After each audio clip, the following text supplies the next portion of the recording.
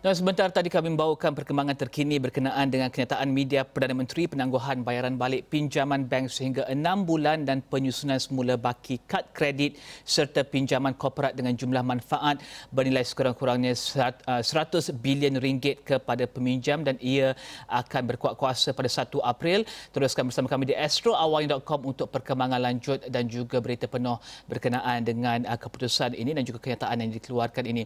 Dan dalam setiap tempoh krisis wujud peluang untuk memudahkan orang ramai mengharungi tempoh tersebut. Di tengah perintah kawalan pergerakan ini, tentu wujud kekhawatiran ahli keluarga yang ingin tahu aktiviti ahli keluarga mereka yang lain yang tinggal berjauhan ataupun masih bertugas dalam sektor penting negara. Dan kita bersama dengan pengasas bersama dan juga CEO Favorite, Dr. Mazlan Abbas yang membangunkan aplikasi Discover yang digunakan semasa perintah kawalan pergerakan. Dr. Mazlan, Favorite ataupun Favorite? Favorite. Okey, Dr. Mazlan teruskan berkenaan dengan aplikasi Discover ini. Saya tahu ia ada digunakan untuk menjejaki ahli keluarga yang mungkin tidak tinggal bersama dengan kita, tinggal berjauhan. Apa digunakan aplikasi ini? Sebab dalam situasi begini, sebab company Favorite ini lebih kepada IoT dan IoT sebenarnya adalah kegunaannya untuk memantau dan mengawal aset-aset yang penting.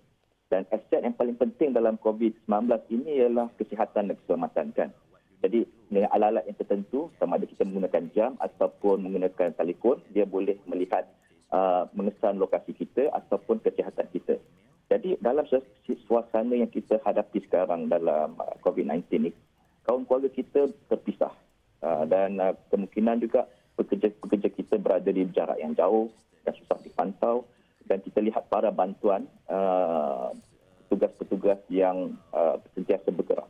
Jadi dengan menggunakan aplikasi Discover di _SCOBR yang kita telah letakkan dalam Android dan iOS App Store, sebenarnya dia boleh memantau kumpulan-kumpulan atau family mereka.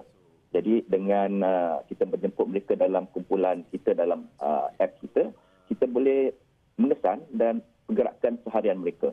Jadi dia juga boleh memberi amaran ataupun memberi pemberitahuan dan mengira sebenarnya atau sebab kita membuat satu geofencing. Bila kita geofencing di rumah itu, kita tahu berapa orang berada di rumah.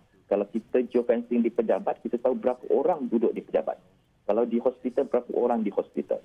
Jadi bila dia keluar daripada hospital, kita boleh mengira siapa di dalam dan siapa di luar kawasan tersebut.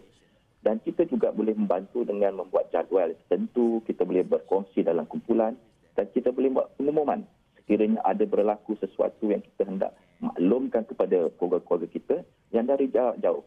Jadi kalau dia perlukan macam SOS katakan, kita boleh tekan satu button dan dia boleh memberi tahu kepada pihak-pihak yang tertentu yang bertanggungjawab atau yang berkuasa lah. Dan sekiranya seseorang itu hilang ataupun kita perlu mencari dia, sekiranya dia menggunakan Discover ini, kita boleh mencari lokasi dia. Kalau lokasi sekiranya dia diperlukanlah. Itulah kegunaan Discover yang pada mulanya kita gunakan ini untuk travelling dan tourism. Tapi saya lihat dalam suasana PKP ini, Discover adalah paling sesuai untuk kita memantau dan merasakan tidak kebimbangan kita bahawa keluarga kita sentiasa berada di rumah dan pekerja kita dan itu selamat. Okey, dan tadi Doktor kita melihat kepada peluang inovasi di waktu yang mencabar pada ketika ini, tentunya wujud banyak lagi peluang permintaan untuk penghantaran makanan, permintaan seperti untuk mengesan ahli keluarga yang Doktor lakukan. Bagaimanakah minda tersebut harus digunakan dan juga apakah kekangan inovasi dalam tempoh mencabar ini? Jadi sebenarnya semua startup menghadapi situasi di mana mereka sedang membuat satu perkhidmatan. Dan perkhidmatan yang paling sesuai sekali apabila menghadapi masalah yang besar. Bila masalah yang besar, inovasi akan tercetus. Bila inovasi akan tercetus pada masalah yang kita perlu selesaikan. Tetapi kekangan yang paling besar bagi startup yang mempunyai inovasi yang baru. Kalau kita lihat Geoffrey Moore, dia ada satu dipanggil Crossing the Chasm. Dia ada satu curve tu. Sebab innovator ni, orang yang paling awal, 2.5% mereka adalah yang berani. Mereka startup ni berani untuk membuat sesuatu yang baru. Tetapi hanya 13% saja yang sanggup menjadi pengguna yang pertama. kita nak mencari pengguna-pengguna yang pertama ini. Siapakah mereka? Adakah mereka sanggup menggunakannya, sanggup membelinya ataupun sanggup diguna pakai dalam seharian. Jadi ini yang diperlukan dalam suasana seperti COVID-19 ini. Okey. Jadi kita perlu lihat bahawa startup ini mempunyai kecepatan lebih cepat bila membina ataupun membangunkan sesuatu inovasi. Jadi kalau company yang besar, mereka agak lambat.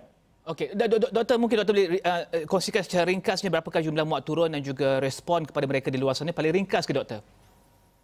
Masih lagi sikit sebab kami launch pada 18 hari bulan hari itu, masa lockdown. Kami hanya 300 baru. Jadi kami ingin war-warkan. Jadi Alhamdulillah kalau boleh, kita war-warkanlah supaya semua pakai. Okey, terima kasih pengasas bersama dan juga CEO Favorite, Dr. Mazlan Abbas yang membangunkan aplikasi Discover yang digunakan semasa Perintah Kawalan Pergerakan untuk melihat kepada jumlah individu dan juga di manakah lokasi individu termasuk ahli keluarga dan juga pekerja di sebuah pejabat tersebut. Sedikit perkembangan luar negara sebelum kita hari niaga awal ni pada pagi ini. Saham di Bursa Amerika mencatatkan kenaikan mendadak selepas Kongres menyatakan semakin hampir untuk mencapai kata sepakat berkenaan pakej ransangan $2 trilion. Indeks Dow Jones ditutup meningkat 11% kepada atas paras 20,000 mata. Dalam masa yang sama, wujud perbincangan dan kenyataan daripada pemimpin di Amerika untuk menyambung kembali operasi dan juga ekonominya dengan pantas. Ini turut memberikan lonjakan kepada pasaran saham di Asia yang mencari petunjuk baru untuk menyokong dagangan.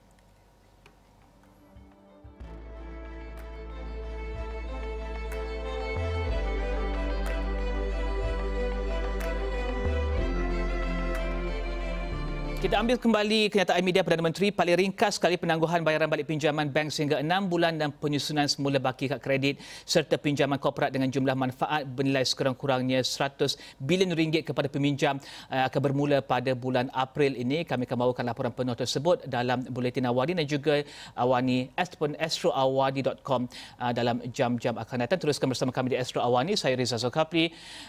Salam hormat.